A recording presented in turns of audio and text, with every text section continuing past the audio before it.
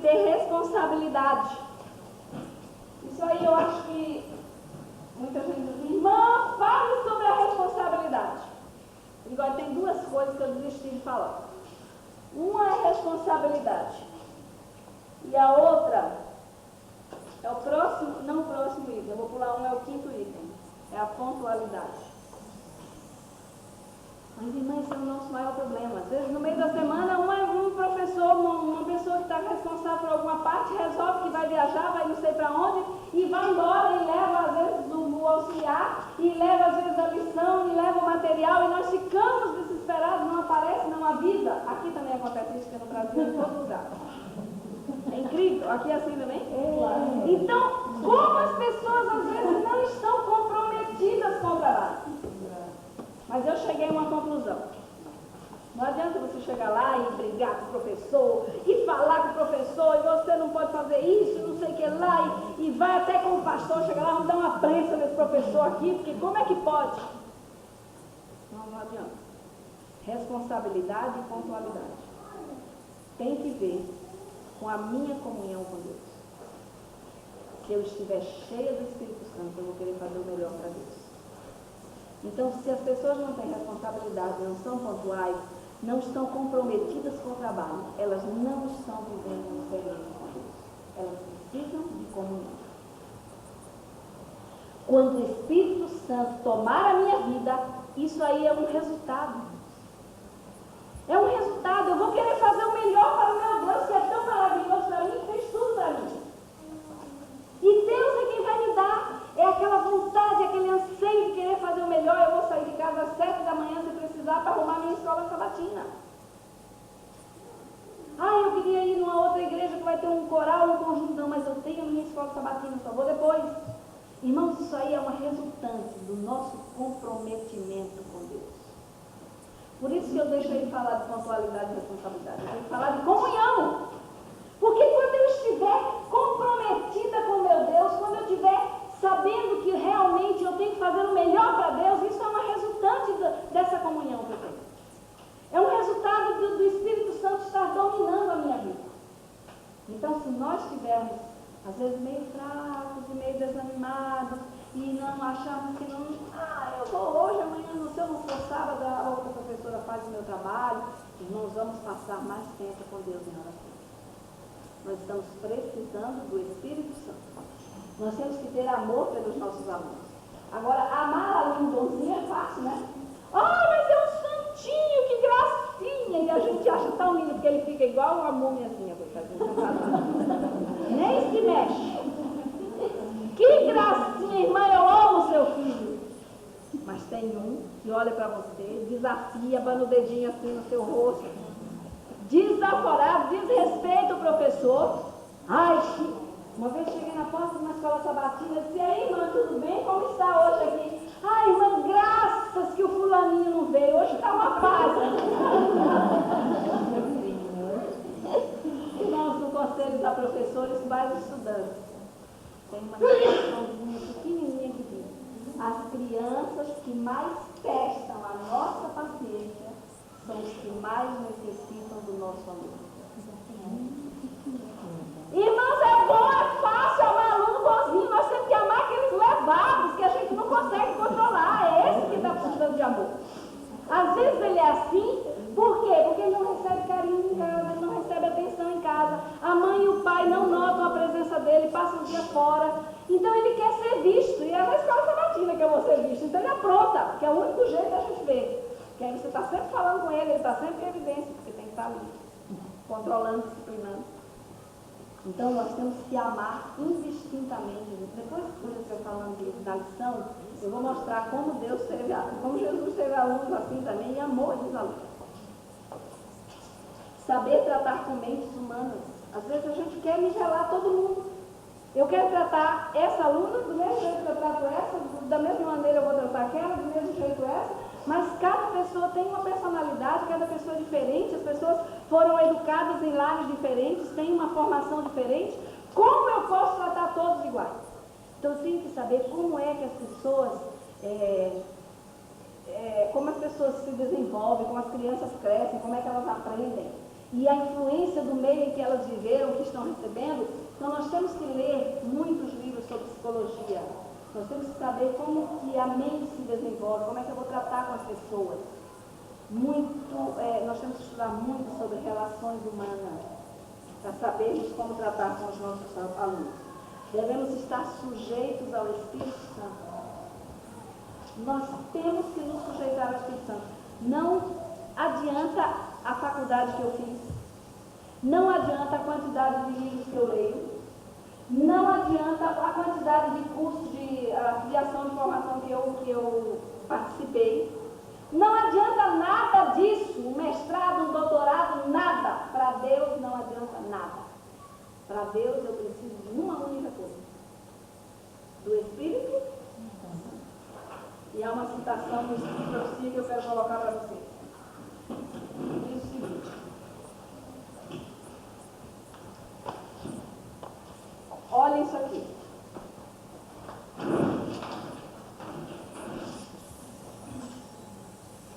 Não são, vamos ler juntos? Não são as capacidades que agora possuís ou a vez de possuir que vos darão êxito. É o que o Senhor pode fazer por vós. Deveríamos depositar menos confiança no que o homem é capaz de fazer, muito mais do que Deus pode fazer. Irmãos, esse é o nosso problema. Nós queremos ajudar a Deus. Nós queremos colocar a nossa confiança no que nós somos. Ah, eu não vou no curso porque eu sou professora há 20 anos. Eu passei a minha vida inteira trabalhando com crianças. Eu sou formada em educação, pedagogia, eu tenho mestrado, eu tenho doutorado, eu tenho isso, eu tenho aquilo. Não são as capacidades que nós possuímos que nos darão êxito no trabalho de Deus. É o que Deus pode fazer. Quantos irmãos simples, com pouca formação acadêmica, têm feito maravilhas para Deus? Porque é o Espírito Santo que trabalha. Nós temos que estar disponíveis. Nós temos que nos colocar nas mãos de Deus. Nós temos que estar prontos para receber o Espírito Santo. Agora,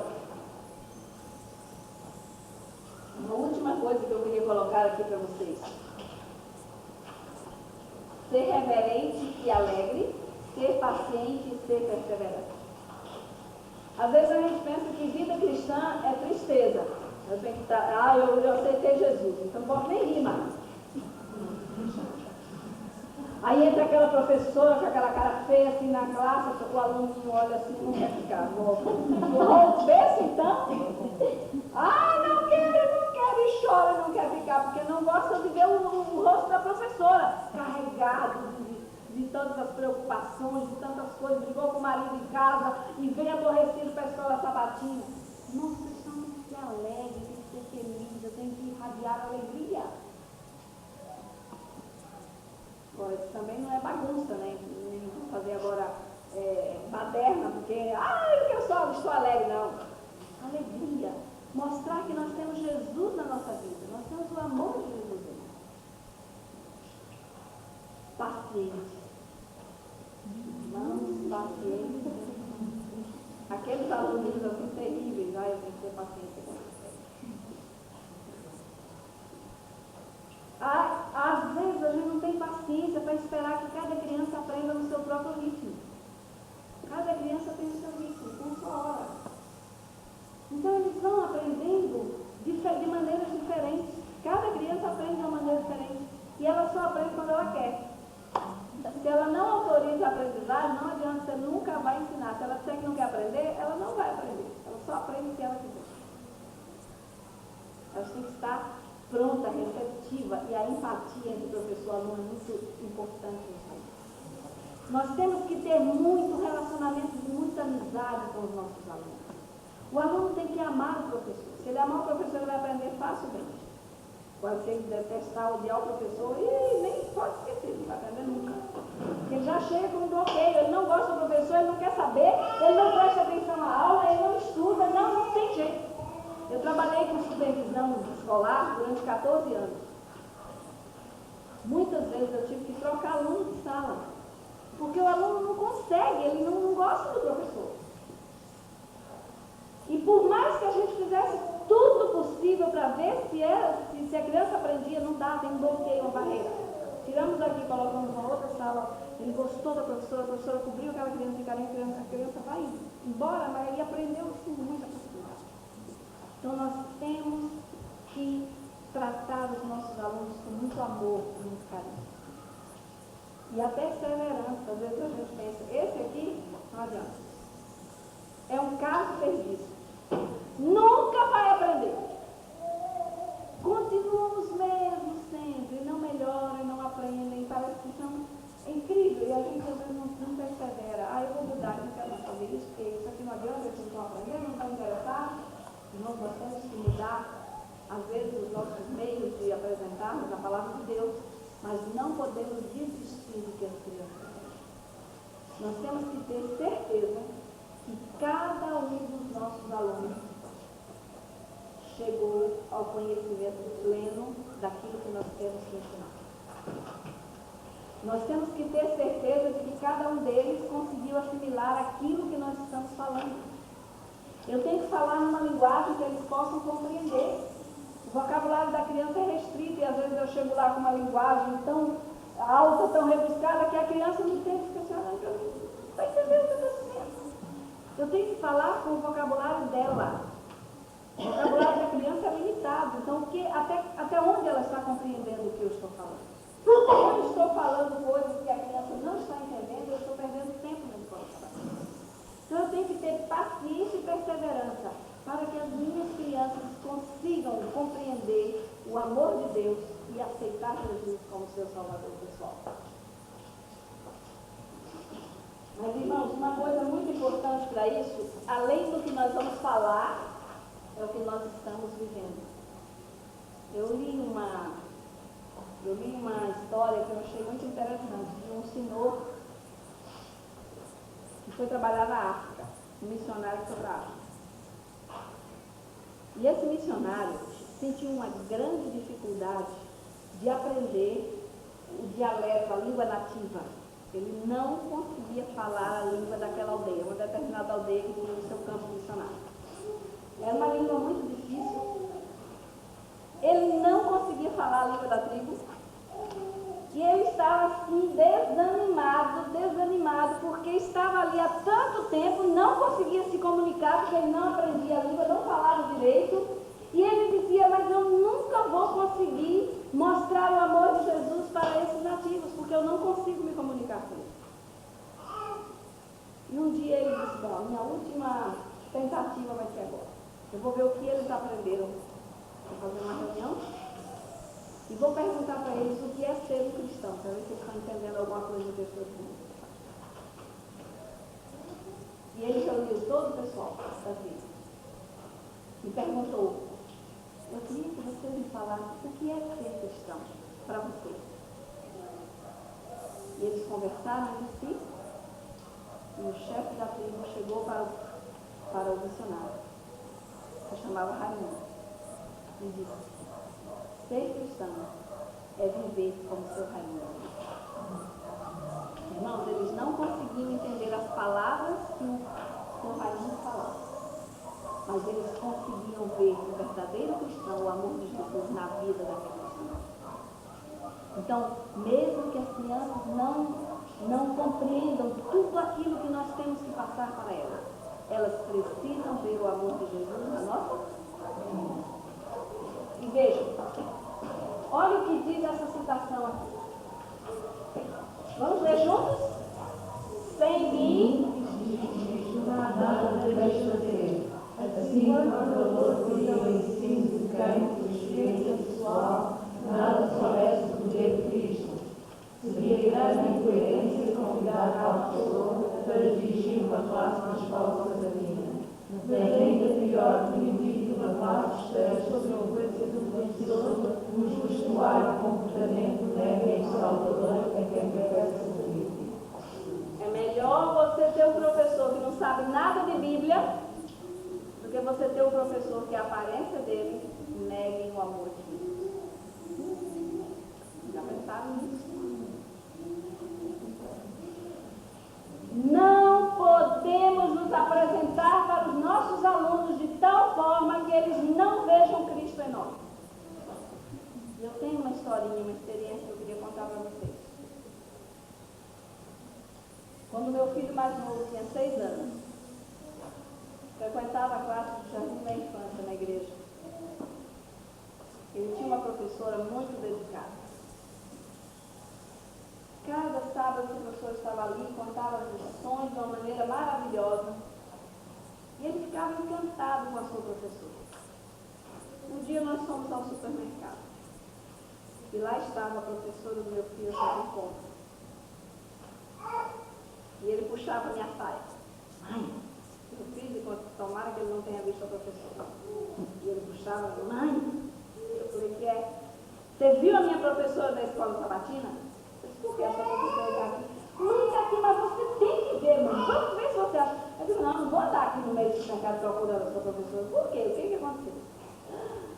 Mãe, eu pensava que a minha professora da escola sabatina era adventista. Irmãos, ele viu a professora realmente, se você olhar para ela, você não dizia que era uma pessoa cristã. Não parecia.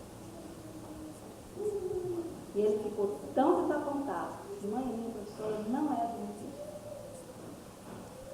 Irmãos, dali para frente, o ensino daquela professora não tinha nenhum valor para ele. Porque na cabecinha dele, a maneira como ele viu aquela professora vestida no supermercado, ela não era uma pessoa. Irmãos, às vezes, para a igreja, a irmã ia muito bem vestida, parecia uma cristã. Mas para o mundo, ela não era uma pessoa cristã. Então, o que acontece? As crianças percebem. As crianças sabem quando nós estamos refletindo Jesus ou não. E se nós falamos uma coisa e fazemos outra, o nosso ensino não tem nenhum valor para as nossas crianças. Então, irmãos, a maneira de nos portarmos, a maneira de nos vestirmos, a maneira de estarmos diante dos nossos alunos é muito importante, porque nós precisamos mostrar Jesus em nossa vida. E uma outra coisa que é importante para nós, que somos líderes de crianças, é o seguinte: não vamos permitir que somente os treinamentos sejam feitos nos encontros feitos a nível de união. Olha o que diz esse texto. Toda igreja deve ser uma escola missionária para obreiros cristãos. Seus membros deveriam ser instruídos em dar estudos bíblicos e dirigir e ensinar classes na escola sabatina. Às vezes nós nos lamentamos, porque eu estou sozinha, eu tenho só mais um, eu precisava de mais gente, a minha classe não tem professores. Como eu preciso? Mas ninguém quer. As pessoas às vezes não querem porque não sabem. Quem vai ensinar?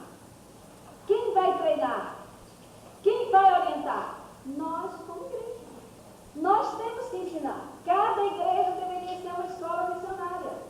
Então, aquilo que vocês aprenderam aqui, levem para as suas igrejas e passem para aqueles que não vieram. Outra coisa, nenhum professor que esteja satisfeito com um saber superficial atingirá um elevado grau de ensino. Eu não posso me contentar com o que eu sei. Eu tenho que cada vez desejar saber mais, ler mais, procurar, buscar, onde eu posso adquirir novos conhecimentos. Quanto mais eu sei, o verdadeiro professor é aquele que quanto mais ele estuda, mais ele quer saber. Então, se eu me contento com um saber superficial, eu já sei, eu já fui em curso há 2 anos atrás, há 3 anos atrás, há 4 anos, preciso de mais. Só que o mundo muda. As crianças de hoje são as mesmas de 30 anos atrás? Há 30 anos atrás, ninguém sabia o que era um computador. Eu tenho um sobrinho de 4 anos que senta no computador e eu fico impressionado com o que ele faz.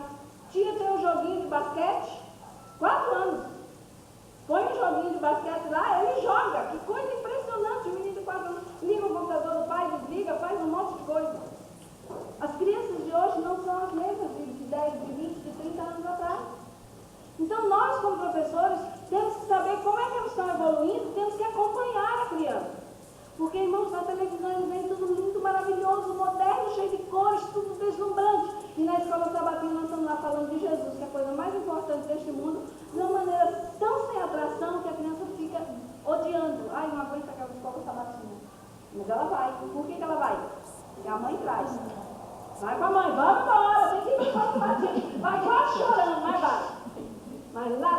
está dizendo, um dia quando eu me livrar da minha mãe e do meu pai, nunca mais eu venho aqui. Isso aqui não tem nenhuma graça.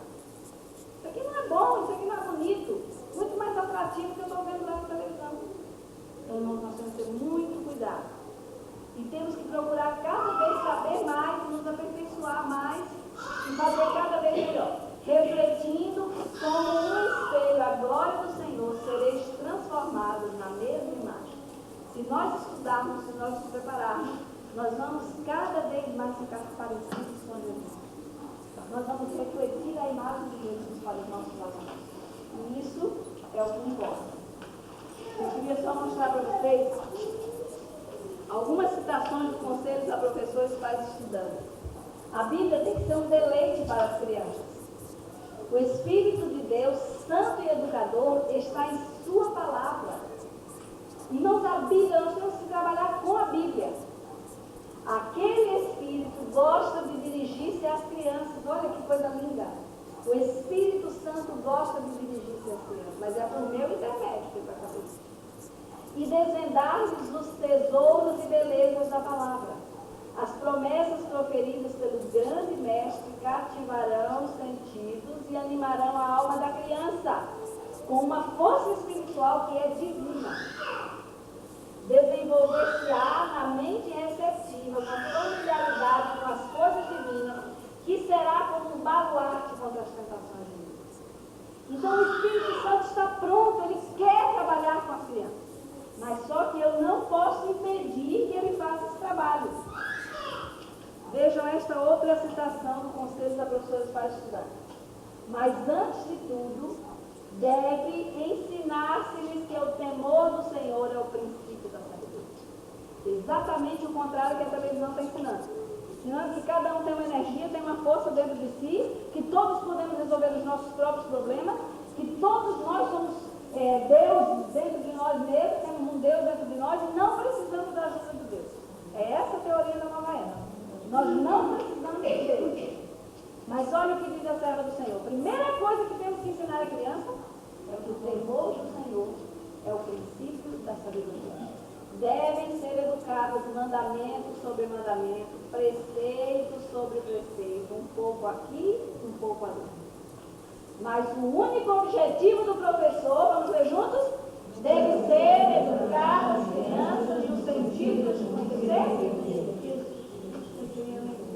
Irmãos, se as nossas crianças não estiverem conhecendo a Deus e a Jesus, é vão o nosso trabalho. Nós não estamos na escola sabatina para fazer papel de babá, para entreter as crianças, não é esse o nosso trabalho. Nós estamos na escola sabatina para mostrar o amor de Deus para as crianças. Se eles não estiverem conhecendo a Deus e a Jesus, a quem Ele enviou, é vão o nosso trabalho. Olhem como trabalha o Espírito Santo. O Espírito Santo de Deus gravará as lições, olha que coisa linda, no espírito plástico das crianças, a fim de que possam aprender as ideias da verdade bíblica em sua simplicidade.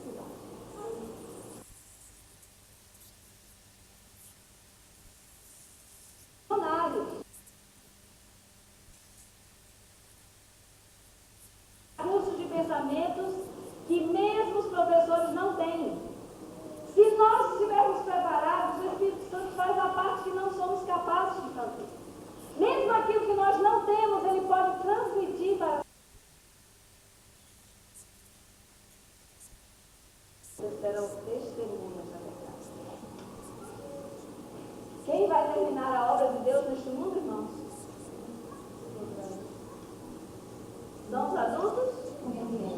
Crianças. Quando os adultos não puderem mais falar, as crianças vão clamar ao mundo e vão dar a última mensagem de salvação. Mas como podem as crianças testemunhar se elas não foram instruídas? É muito grande a nossa responsabilidade, não só nossa como igreja. Próxima aula vai ser para os pais. Responsabilidade como pais. Como as crianças vão falar do amor de Deus se elas não conhecem? Como elas vão testemunhar se elas não têm uma experiência de vida? O testemunho é uma experiência daquilo que eu vi, daquilo que eu vivi, daquilo que eu presenciei. daquilo que eu estou vivenciando. Como eles vão ser testemunhas se eles não vivem o amor de Deus?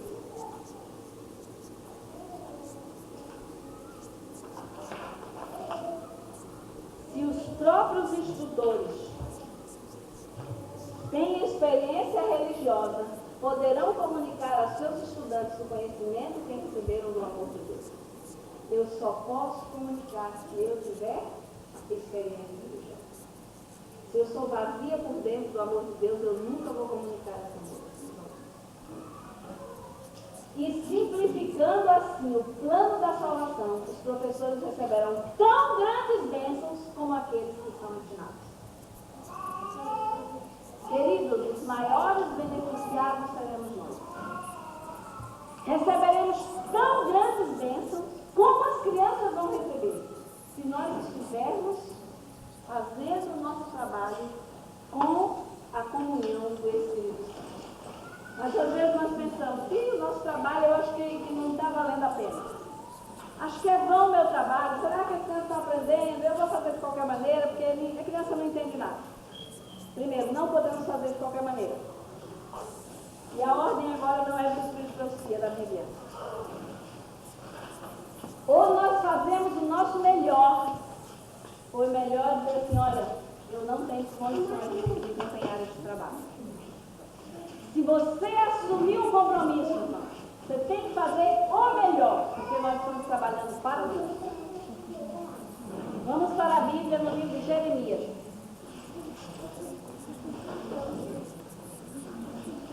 Jeremias 48.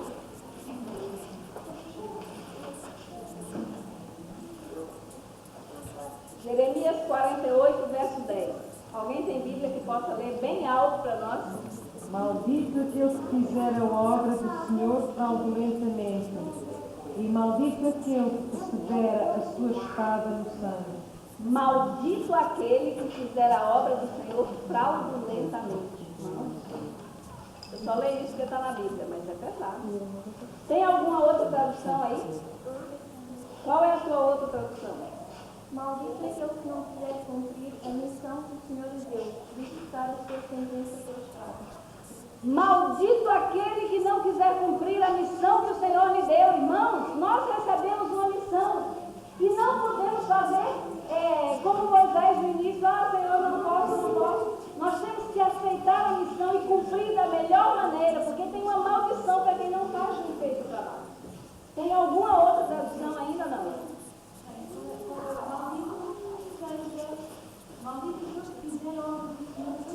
Essa aí. Maldito aquele que fizer a obra do Senhor relaxadamente. Eu não posso fazer assim de qualquer jeito. Vai ter criança de qualquer jeito que eu quiser.